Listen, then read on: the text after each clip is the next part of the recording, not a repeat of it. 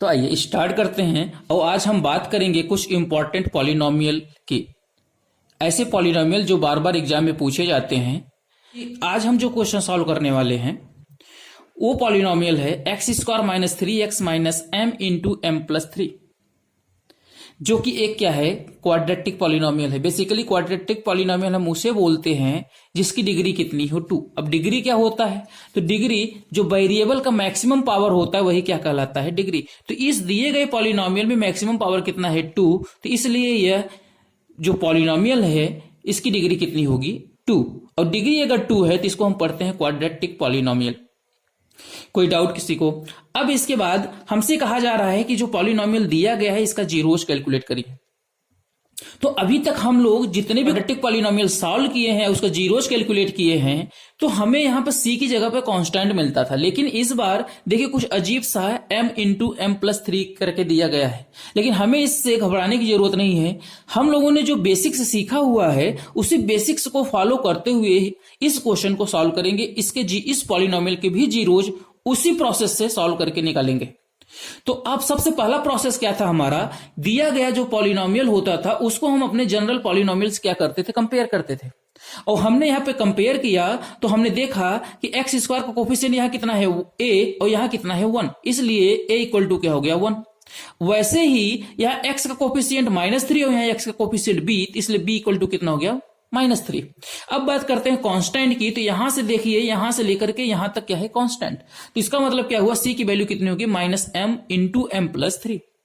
इसके बाद हम क्या करते थे, a इंटू सी निकालते थे। क्या निकालते थे, a इंटू सी। तो a की वैल्यू कितनी है यहाँ पे 1 और c कितना है यहाँ पर m प्लस 3। हम यहाँ पे साइन नहीं लिखते हैं, सिर्फ मैग्नीट्यूड लिखते हैं। तो हमारी वैल्यू कितनी आ गई m प्लस 3।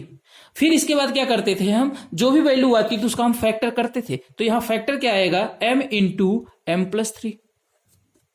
और इन्हीं फैक्टर का यूज करके हम जो b की वैल्यू होती थी उसे कैलकुलेट करते थे। तो यहां पे b की वैल्यू कितनी दी गई है -3। मतलब हमें क्या करना है, इससे यूज करके -3 लाना है। तो इससे यूज करके -3 कैसे आ सकता है, तो हमने ध्यान से देखा कि अगर हम m से -m प्लस 3 कर दें तो यहां से देखिए b इक्वल टू -3 आ जाएगा आराम से। m -3 m से कैंसिल और -3 आ गया। तो इसका मतलब कि b इक्वल टू -3 कैसे आया, जब हमने m से m प्लस 3 को माइनस किया। अब इसी वैल्यू को b को हमको ले जाके x square -3x minus m into M plus 3 इसमें पुट करेंगे। तो इसमें अगर हम लिखेंगे तो क्या लिखेंगे, तो हम b की जगह लिखेंगे, तो b की मतलब -3 की जगह पर। तो हमने लिखा एक्स स्क्वायर माइनस क्या लिखेंगे m माइनस एम प्लस 3।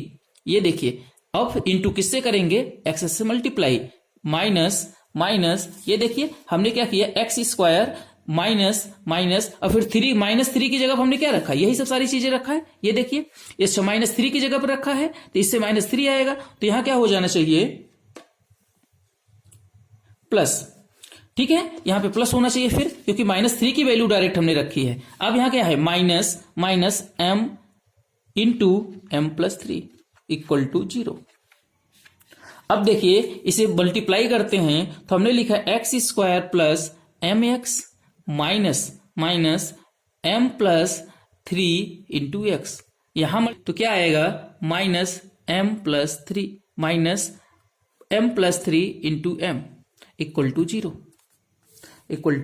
0। अब यहां से ध्यान से देखिए तो हमें क्या ऑप्शन मिल रहा है, तो यहां से देखिए इसमें भी x है इसमें भी x है, हमने x कॉमन ले लिया तो क्या मिला, बचा x प्लस m।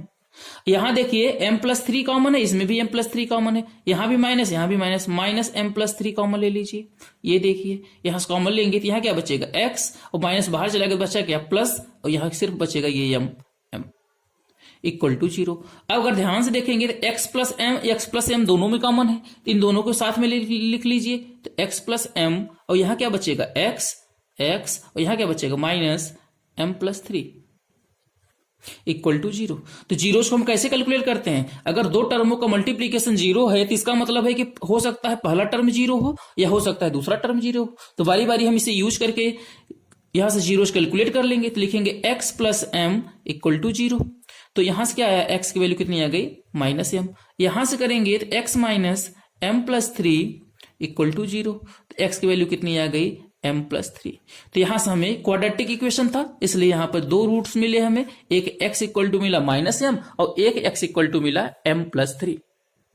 तो हमने देखा कि पॉलिनोमियल कैसा भी हो, चाहे वो m के फॉर्म में हो, n के फॉर्म में हो, चाहे कांस्टेंट के साथ हो, उसे सॉल्व करने का जो प्रोसेस होता है वो बिल्कुल एग्जैक्ट सेम है। और ये स्प्लिट मेथड था, तो स्प्लिट मेथड से हम लोगों ने सॉल्व किया और कहीं पर भी कोई दिक्कत नहीं हुई। तो इस तरीके से अगर कभी भी आपको यहां पर m प्लस 3 या ऐसा ना करके कुछ भी x y z a b c d कुछ भी दे दे जो काउंट मतलब कि संख्या ना हो, नंबर ना हो, तो भी हम इसी मेथड से उसको सॉल्व कर सकते हैं।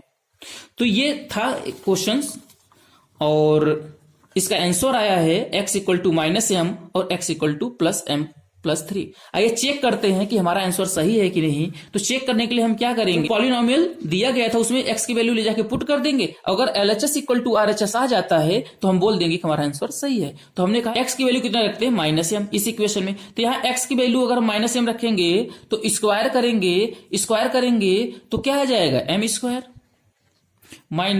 माइनस x की वैल्यू -m और ये माइनस क्या हो जाएगा, प्लस 3m।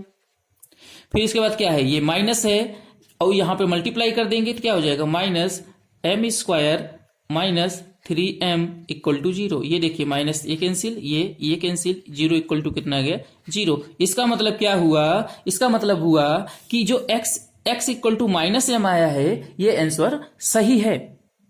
इसी तरीके से x equal to m plus 3 रख कर भी चेक किया जा सकता है। तो x क्या रखेंगे, m प्लस 3 का whole square minus 3m plus 3 minus m plus 3। तो इसे लिखेंगे तो यहां से हमने देखा m प्लस 3 सब में कॉमन है, कॉमन ले लीजिए, m प्लस 3 कॉमन हो गया तो यहां पर 2 बार था तो 1 बार बचेगा, m plus 3 minus 3 minus m equal to 0। ये देखिए इससे कैंसिल हो गए, ये 0 आ गया, 0 को मल्टीप्लाई हो जाएगा 0 इक्वल टू 0। इसका मतलब x equal to m plus 3 भी क्या है, इसका एक रूट है और हमारा आंसर क्या है, सही है। तो आज के लिए बस इतना ही। Thank you class.